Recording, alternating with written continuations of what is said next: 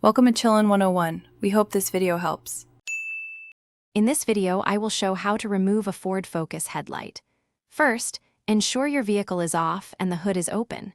You'll need a few basic tools, like a Torx driver and a trim removal tool.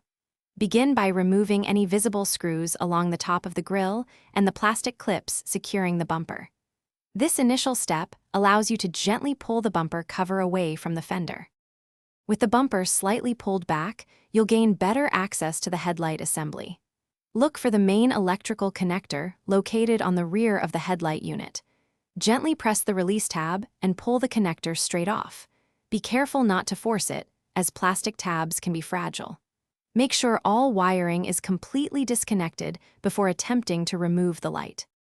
Now, focus on the bolts that hold the headlight in place. There are typically 3 or 4 bolts, often located on the top, side, and bottom of the unit. Use the correct size socket or wrench to carefully loosen and remove each one. Once all bolts are out, you can gently wiggle and slide the entire headlight assembly forward and out of its position. Take your time to avoid scratching paint. To reinstall, simply reverse the steps. Carefully slide the new or repaired headlight unit back into its housing, ensuring it aligns correctly.